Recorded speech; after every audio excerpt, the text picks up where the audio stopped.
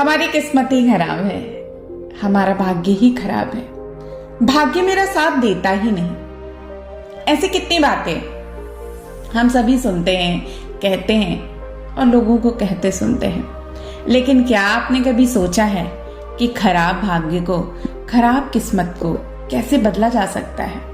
चलिए एक कहानी सुनाती हूँ जो आपको ये बताएगी कि कैसे अपनी किस्मत को बदला जाए। एक बार की बात है कि महात्मा बुद्ध के शिष्य आनंद कहीं जा रहे थे। रास्ते में देखा कि एक अधेड़ व्यक्ति एक चट्टान पे बैठा रो रहा है। वो उसके पास गए और बोले, क्या बात है वत्स, तुम कौन हो, क्यों रो रहे हो? आनंद की बात सुनकर उस व्यक्ति की सिसकियां थम गई। वो अपने आंसू पोंछता हुआ बोला, मैं पास के गांव का रहने वाला एक बदनसीब व्यापारी हूँ। मैं जो भी काम करता हूँ वो बिगड़ जाता है। व्यापार के चक्कर में मैंने अपनी पत्नी के गहने गंवा दिए, मैंने अपने परिवार को भी खो दिया, यहाँ तक कि मेरा घर भी गिरवी पड़ा है। मुझे तो लगता है मैं किसी काम का नहीं हूँ, मेरी किस्मत ही खराब है। अब उसकी बात सुनकर आनंद बोले, तुमसे किसने कहा वत्स कि तुम्हारी किस्मत खराब है? जरा मैं भी तो जानूं कि तुम्हारी किस्मत में क्या खराबी है। वो व्यक्ति बोला, पहले मैं खेती करता था पर हर साल उसमें घाटा होता था। कभी सूखा पड़ जाता तो कभी ज्यादा बारिश के कारण फसल बर्बाद हो जाती थी। इससे परेशान होकर मैंने व्यापार करने का निश्चय किया। मैंने पत्नी के गहने बेचकर अपना व्यापार शुरू किया, लेकिन मेरा व्यापार नहीं चला। शुरू में परिवार वालों ने मेरा साथ दिया, लेकिन जैसे जैसे मुझसे नुकसान होने लगा, मेरे परिवार वाले भी मुझसे दूर हो गए और मैं ये सब उनके लिए ही कर रहा था। लेकिन अब वे लोग मुझे देखकर नजरें फेर लेते हैं और मुझे ही मेरे परिवार की दुर्दशा का जिम्मेदार ठहराते हैं। उस व्यक्ति ने एक लंबी सी सांस ली और फिर बोला, मेरा एक मित्र है, उसने भी मेरे साथ अपना व्यापार शुरू किया था। उसका व्यापार तो अच्छा चल रहा है। वो जब भी मेरे घर आता है अपनी सफलता की कहानियां सुनाता है और उसकी बातें सुनकर मेरे घर वाले भी कहते हैं कि उसे देखो, उससे कुछ सीखो। हमें तो लगता है कि तुम्हारे बस का कुछ भी नहीं है। उन लोगों की बातें सुन सुनकर अब तो मुझे भी लगने लगा है कि शायद मेरे बस का कुछ भी नहीं है। अब तो मुझे अपना जीवन ही व्यर्थ लगने लगा है। मेरे मन में ख्याल आता है कि अपना जीवन समाप्त कर लूं। मैं यहाँ आया भी इसी इरादे से था, लेकिन हिम्मत नहीं कर पाया, इसलिए यहाँ एकांत में बैठकर रो रहा हूँ। आनंद बोले, ओह तो ये बात है। वैसे क्या तुम इसके अलावा कुछ और भी कहना चाहते हो? अब उनकी बात सुनकर वो व्यक्ति बोला, एक ओर मेरा हर काम खराब हो जाता है और दूसरी ओर मेरा मित्र है जो हर समय मुझे नीचा दिखाने का प्रयास करता है। मुझे समझ ही नहीं आता कि मैं क्या करूं। आनंद बोले, क्या तुम अपने मित्र की बातें सुनकर दुखी हो जाते हो? तो व्यक्ति बोला, हाँ, मैं उसकी बातें सुनकर स्वयं दुखी हो जाता हूँ। उस व्यक्ति ने जवाब दिया। तो आनंद ने पूछा कि तुम्हें किस बात का दुख होता है, अपने असफल होने का या फिर अपने मित्र के सफल होने का? अब उसका सवाल सुनकर वो व्यक्ति एक पल के लिए सोच में पड़ गया। फिर वो बोला, अगर सच कहूं तो मुझे अपने असफल होने का उतना दुख नहीं होता जितना कि मित्र के सफल होने का। आनंद कहते हैं कि अर्थात यदि तुम्हारा मित्र असफल हो जाता तो तुम्हें खुशी होगी, तुम्हें इस बात का दुख नहीं कि तुम असफल हो। अब वो व्यक्ति बोला, हाँ मुझे इस बात से खुशी होगी। इसका मतलब है कि तुम्हारी खुशी तुम्हारे मित्र पर निर्भर है। आनंद बोले, अगर वो चाहे तो तुम्हें खुश कर सकता है और अगर वो चाहे तो तुम्हें दुखी कर सकता है। तुम खुद से ना तो खुश हो और ना खुद से दुखी हो, अर्थात तुम अपने मित्र के गुलाम हो गए, इससे तुम्हारा कुछ भी नहीं हो सकता। तब वो व्यक्ति रोने लगता है और कहता है, ऐसा ना कहिए महात्मन। उस व्यक्ति ने हाथ जोड़ दिए, आपकी बातें सुनकर मुझे कुछ आशा बंध रही है। आनंद बोले, जब हम किसी से आशा बांध लेते हैं तो हम उस पर निर्भर हो जाते हैं। ऐसे में हमारी खुशी और दुख भी उसी पर निर्भर करने लगता है। इससे बेहतर है कि तुम अपने आप से आशा बांधो। जब तुम ऐसा करोगे, साथ ही पूरे जतन से काम करोगे, तो तुम्हें सफलता अवश्य प्राप्त होगी। कहते हुए आनंद ने एक पल के लिए उस व्यक्ति की ओर देखा और फिर अपनी बात आगे बढ़ाई। तुम्हें लगता है कि तुम्हारा मित्र तुम्हें दुखी करने आता है, पर अगर विचार करो तो वह बातें जो सच्ची ही कहता है। वो अपने संघर्ष और अनुभव की बातें बताता है।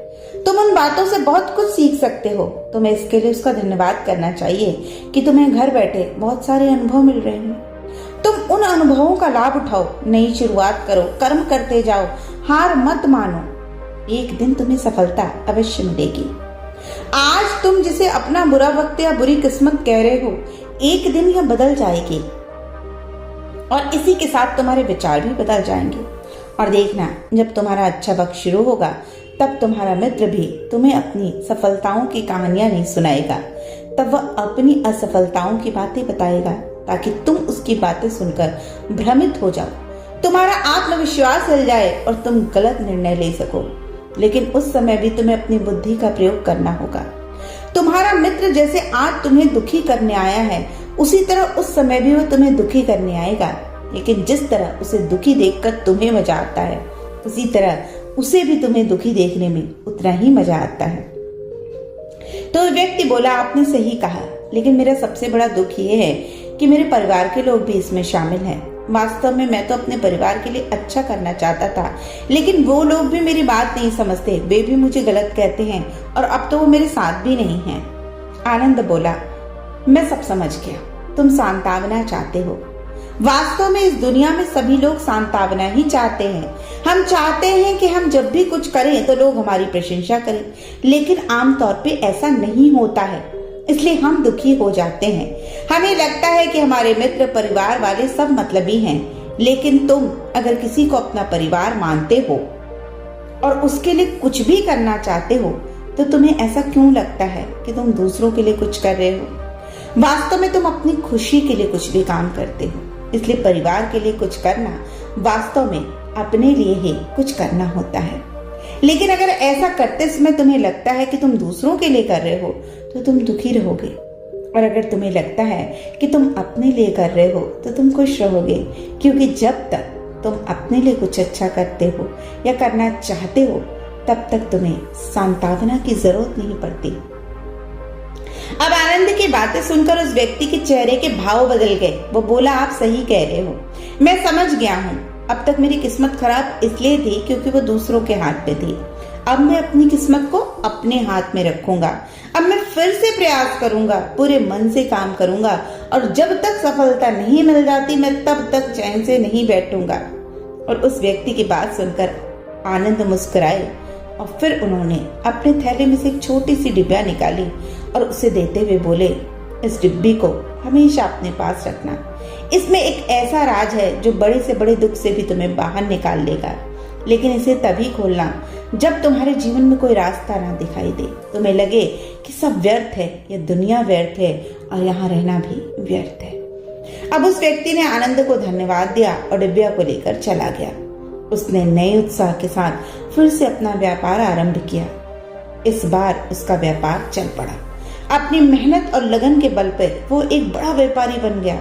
अब तो परिवार वाले भी उसके साथ आ गए। जीवन हंसी खुशी बीतने लगा। अब वह भूतकाल का रोना छोड़ चुका था। वो भविष्य काल की भी चिंता नहीं करता था, बस अपने वर्तमान को संवारने में लगा रहता था। और जो कुछ भी वह करता था वह अपने लिए करता था, अपनों के लिए करता था, इसलिए वह प्रसन्न था। उसके जीवन में अब कोई दुख नहीं था। लेकिन वक्त हमेशा एक जैसा नहीं रहता, वह बदलता रहता है। अब उसके जीवन में भी एक बदलाव आया। एक दिन उसके राज्य पर पड़ोसी राजा ने चढ़ाई कर दी। उसने इस राज्य पर अपना कब्जा कर लिया। उसके सैनिकों ने चारों ओर लूट मार मचा दी। उन्होंने व्यापारी का सारा धन लूट लिया, उसके घर में आग लगा दी। जान बचाने के लिए उसे अपने परिवार के साथ वहां से भागना पड़ा।